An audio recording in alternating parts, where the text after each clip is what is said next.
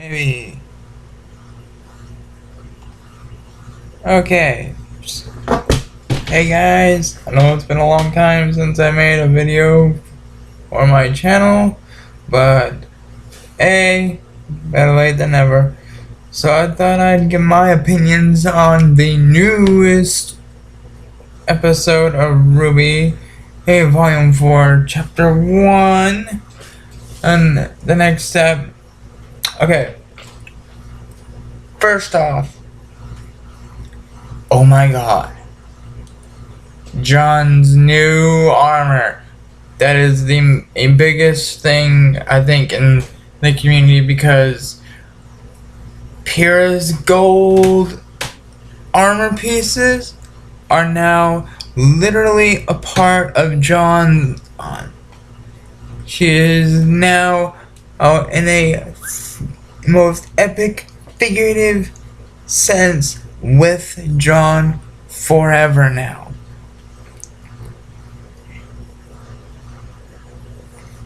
Now, let's move on to Ruli.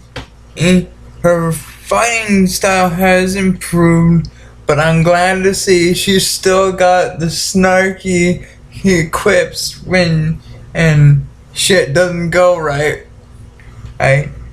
And if you haven't seen the episode, I suggest you watch it on either YouTube or the Rooster Teeth channel. I may remember or may not to put a link in the description below. And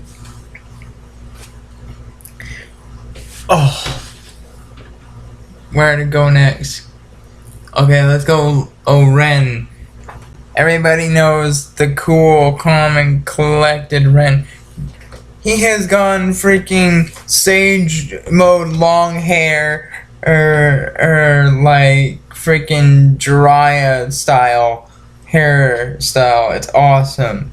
And his new costume is more flower power.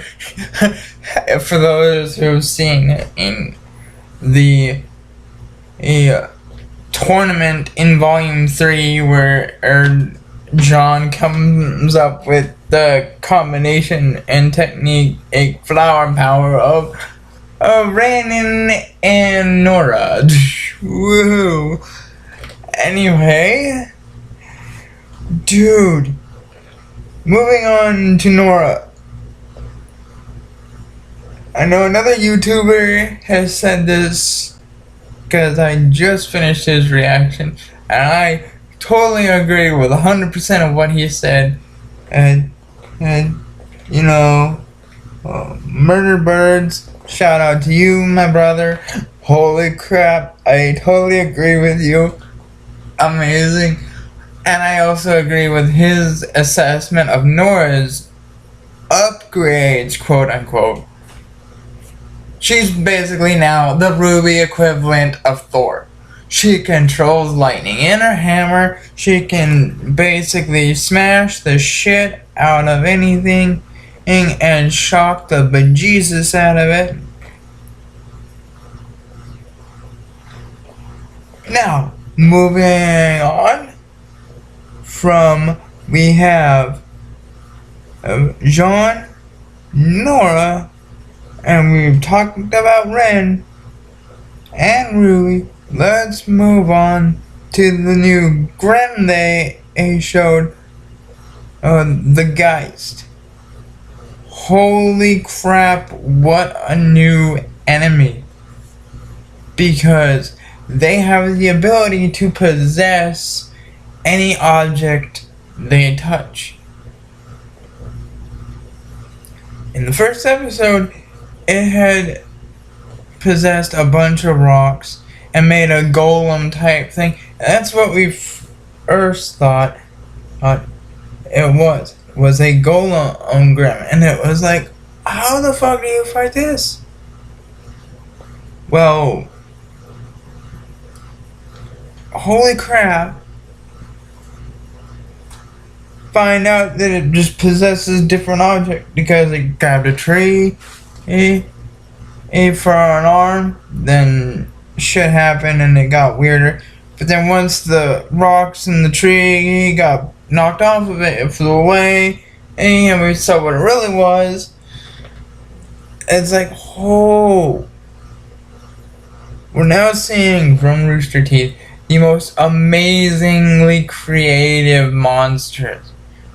Instead of werewolf-inspired creatures and whatever, ravens or shit, we're now getting amazing, unique monsters that we haven't seen before, or with these anime superhero-ish shows. Monty, thank you for your creation. I think he would be proud of what Rooster Teeth has done with his dream. Okay, let's go to Weiss here. Dude. When I first looked at the pictures for Weiss's outfit, I thought she was going to start out with the long dress, hair, ponytail, and the straight back, proper. I thought that's how she was going to start, and then she'd go back to her old combat skirt, quote unquote. But no, she starts out in her combat skirt or ponytail to the side. So her future her outfit is going to be the long dress that we saw. Now let's go to the opening. Oh my god, best opening so far. Holy crap. You got to see all the characters that were in episode 1, plus some new ones, which I can't wait to find out who they are and how they fit in with the relationships of all the characters. Let's go to Cinder. I am surprised she's alive, but I understand, you can't just kill off a main supposedly main bad guy. Right. Because that would just be too easy. I love what they did, however. Ruby messed her the frick up.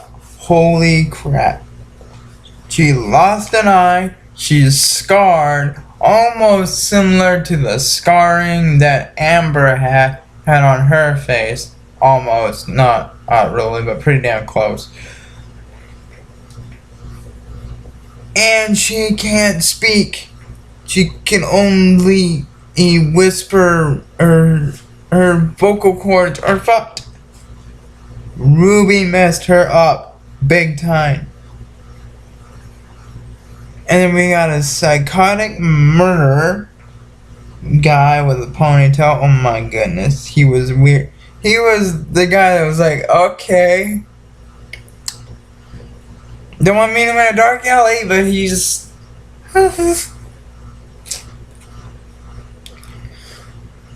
And then we got this snooty, privileged dude with the mustache. The I'm a rich guy. I'm a mustache dude.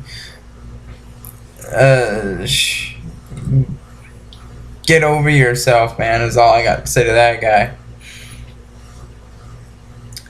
Now, freaking going to Salem. I don't know about anyone else, but I'm getting the feeling that there's something about Salem. I'm thinking that Salem is actually going to be Summer Rose. That's just my assumption, because that would be a big twist. All of a sudden, later on down in Volume 4, or Salem confronts Ruby, and then Ruby recognizes her as her mother, and then it's like, oh crap, Now what do? I don't know if I can bring myself to kill my mother. Well, you know, that's one of the biggest things ever. Going back here, we're backpedaling just a little bit to John on. I remember seeing in his fighting when it was volume 3, he was pretty improved.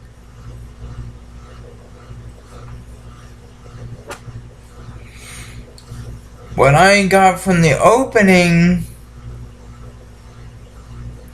and from the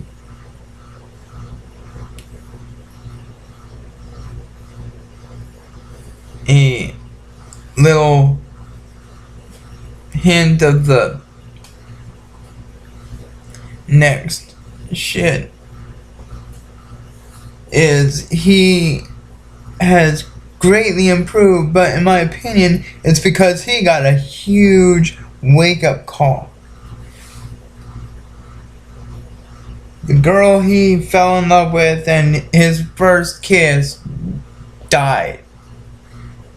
He got the biggest wake-up call a guy could get ever.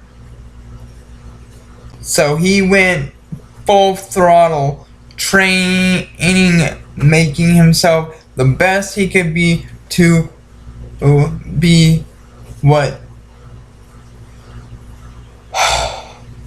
Pyrrha saw him to be.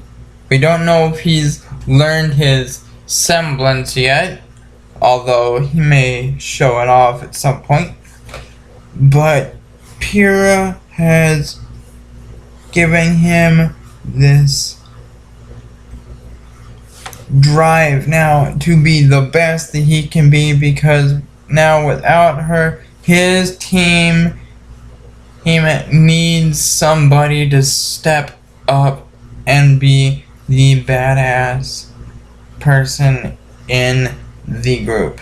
Yes, Ren is awesome in his own right. Nora is a badass because she's the female Ruby equivalent of Thor, but I'm talking in swordsman here. Pyrrha was the expert weapon specialist in combat. She didn't rely on her semblance, if ever. So now John has to really, really step up. Alright. So my final thoughts. Awesome first start to volume 4. I give it 2 thumbs up. Yeah, way up. So yeah. I'm not sure if I'll make many more videos. I may. My life is just kind of crazy right now. So, hope you guys enjoyed. Like and subscribe for more content whenever I make. And I'll see you next time. Punch to the face!